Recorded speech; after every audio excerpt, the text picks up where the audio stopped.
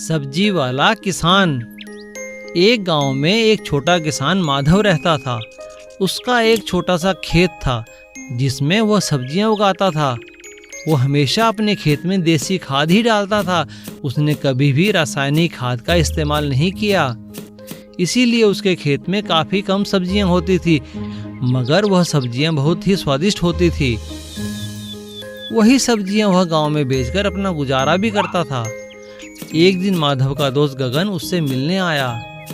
माधव, तुम्हारा खेत तो काफी बड़ा है, पर इसमें सब्जियां इतनी कम क्यों है? गगन, मैं अपने खेत में पूरी मेहनत से काम करता हूँ, पर फिर भी फसल कम होती है, न जाने क्यों। लगता है तुमने खेत में कीटनाशक और रासायनिक खाद नहीं डाले।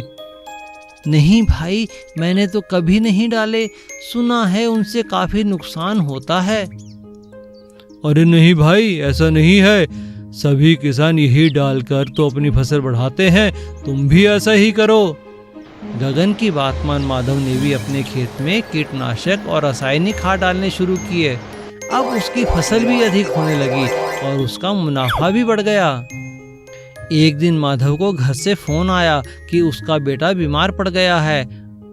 जब वो अस्पताल पहुंचा तो डॉक्टर ने कहा, लगता है तुम्हारे बेटे ने कोई जहरीली चीज खाई है, इसीलिए यह बीमार हुआ है। लेकिन डॉक्टर साहब, मेरा बेटा तो घर का ही बना खाना खाता है और सब्जियां भी अपने ही खेत की हैं। ओहो, अब समझा, यह सब रासायनिक खाद की वजह से हुआ है। अब माधव समझ गया कि कीटनाशक और रासायनिक खाद से ही उसका बेटा बीमार पड़ा है। उस दिन के बाद से माधव ने कभी खेत में कीटनाशक और रासायनिक खाद नहीं डाले। अब वह पहले की तरह ही देसी खाद डालने लगा और फिर से उसके खेत में स्वादिष्ट सब्जियां उगने लगी। सीख: लालच में आकर किसी की सेहत से खेलना ठीक नहीं है। गन्ने का रस। एक गांव में राम कुमार नाम का एक व्यक्ति रहता था। वो गन्ने का रस बेचता था। उसके गन्ने का रस बहुत ही मीठा और स्वादिष्ट होता था, पर वह खुद बहुत ही कड़वा बोलने वाला और झगड़ालू व्यक्ति था। राम कुमार, तुम्हारे दुकान के गन्ने का रस पीने में बहुत मजा आता है। हाँ हाँ, ठीक है, सभी लोग यह कहते हैं, इसमें नया क्या है? राम कुमार हमेशा परेशान रहता था। ओह, इन ग्राहकों ने तो नाक में दम कर दिया है, थोड़ी भी देर चैन से नहीं बैठने देते। अरे भाई राम कुमार, कहाँ हो? बोलो, क्या बात है? तुमने इस बार भी मेरा कर्जा नहीं चुकाया और ब्याज भी देर से देते हो। हाँ हाँ, तो क्या हुआ, देता हूँ ना। इसमें इतना क्यों सुना रहे हो? मैं तुम्हारे पैसे चुका दूंगा। तुम हर बार यही कहते हो। देखो, मुझे जल्दी से पैसे लौटा दो वरना। हाँ हाँ, क्या वरना? क्या कर लोगे? मुझे धमकी देते हो? तो लो, मैं आज से तुम्हारे पैसे चुकाने से मना करता हूँ। देख लूँगा कैसे नहीं दोगे। अभी हंस रहा हूँ, फिर आऊँगा। ओह, मेरा तो दिमाग ही खराब कर दिया। तभी उसकी दुकान पर एक मंत्री आए। राम कुमार, तुम्हें राजा ने याद किया है। उन्होंने तुमसे 2 बाल्टी गन्ने का रस मंगवाया है। कल दोपहर से पहले रस लेकर पहुंच जाना। हाँ हाँ, पहुंचा दूंगा। दूसरे दिन राजकुमार ने सुबह ही सारा रस निकाल कर रख दिया। फिर वो शंभू गाड़ी वाले का इंतजार करने लगा, जिसमें रखकर वो रस राजमहल पहुंचाता है। जब तक शंभू आएगा मैं घर जाकर खाना खा लेता हूँ, फिर शंभू के साथ रस को लेकर राजमहल जाऊंगा। थोड़ी ही देर बाद जब राजकुमार वापस आता है तो देखता है दोनों बाल्टी रस गायब है। अरे यह क्या, रस कहाँ चला गया?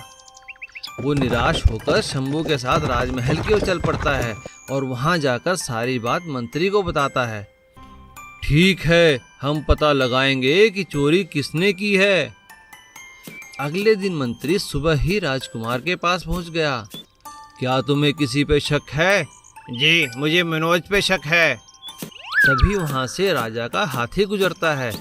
अरे वाह, क्या ये राजा का हाथी यहाँ भी आता है? हाँ जी, ये तो रोज यहाँ से निकलता है और कई बार रस भी पीना चाहता है। जो भी रस गिर जाता है उसे ये चाट लेता है। तो लगता है कल भी इसने ही रस पिया है। हाँ, लगता है आप ठीक कह रहे हैं। मैंने अपने गुस्से की वजह से ध्यान नहीं दिया कि हाथी भी यहाँ से गुजरता है। मैं तो यूं ही मनोज पर शक कर रहा था। गुस्से में हम अपने अच्छे संबंधों को भी बिगाड़ लेते हैं। लस्सी का ठेला। एक दफ्तर के बाहर एक आदमी गोपाल लस्सी बेचता था।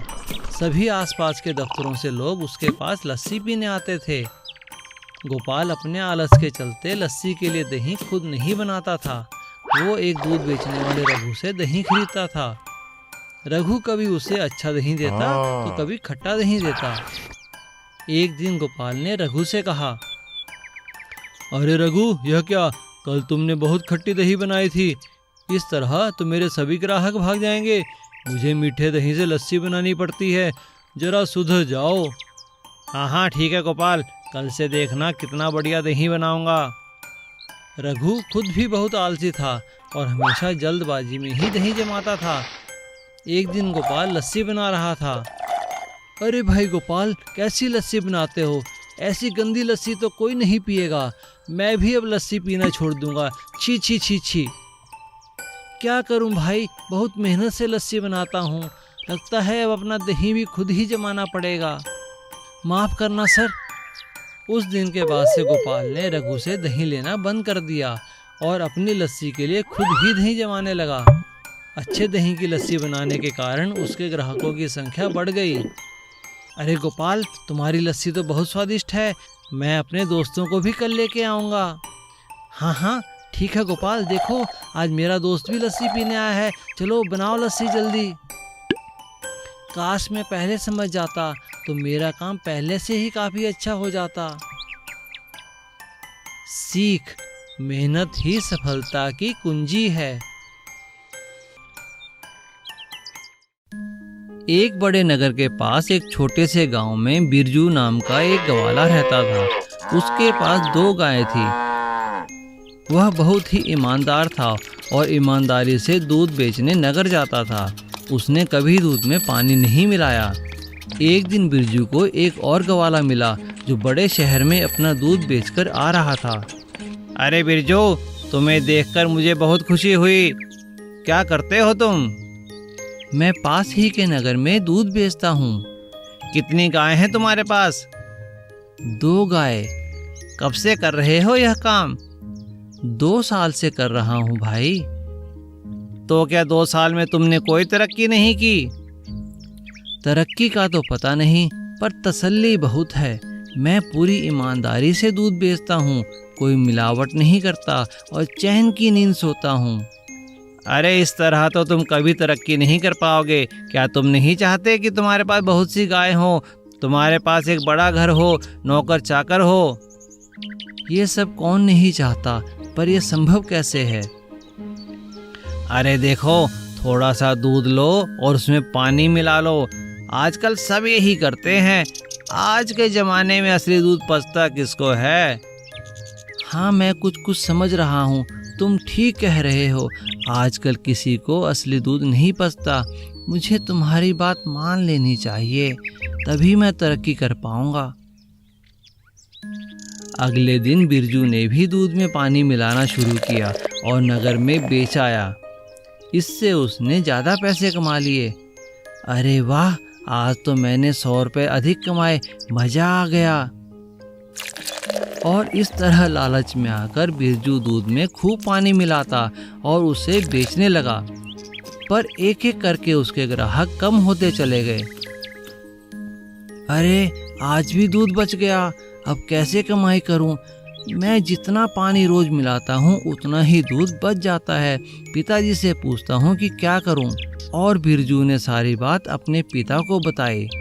बेटा, इस तरह किसी की बातों में आकर अपना व्यापार खराब नहीं करना चाहिए।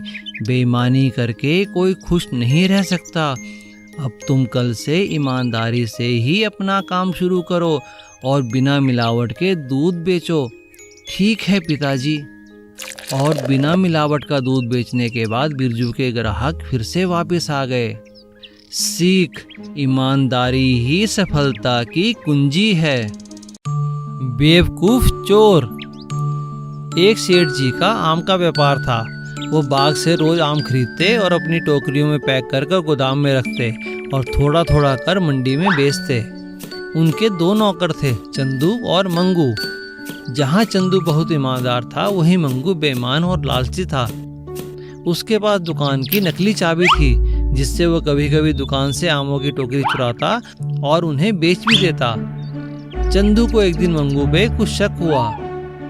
सेठ जी, लगता है हमारे गोदाम से कोई आम चोरी कर रहा है। अरे चंदू, तुम्हें कैसे पता लगा? क्या बात है, मुझे बताओ। सेठ जी, कई बार रात को 10 टोकरी होती थी, पर सुबह 9 ही मिलती है। अच्छा, देखना पड़ेगा।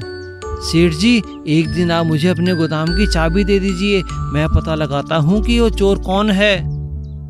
हाँ, ठीक है, मुझे तुम पर विश्वास है। चाबी ले लो, पर किसी को मत बताना कि चाबी तुम्हारे पास है। मुझे लगता है ये किसी जान पहचान वाले का ही काम है। ठीक है सेठ जी। उस रात जब सब अपने घर चले गए तो चंदू ने चुपके से अपने कुत्ते को गोदाम के अंदर छोड़ दिया और खुद पास ही आम के पेड़ के पीछे छुप जाता है। अब देखता हूँ कि वो चोर कौन है जो सेठ जी को धोखा दे रहा है। रात को मंगू चोरी के इरादे से जैसे ही गोदाम खोलता है तो कुत्ता उस पर झपट पड़ता है। मंगू वहीं गिर जाता है। अरे बचाओ, अरे बचाओ, ये कुत्ता कहाँ से आ गया? अरे बचाओ, कोई तो बचाओ। इतने में चंदू पुलिस के साथ वहां जाता है और मंगू पकड़ा जाता है। ये लो चंदू अपना इनाम, तुमने मंगू को पकड़वाकर बहुत अच्छा किया। सीख, चोर कितना भी चालाक क्यों ना हो, एक ना एक दिन वो पकड़ा ही जाता है। Please subscribe.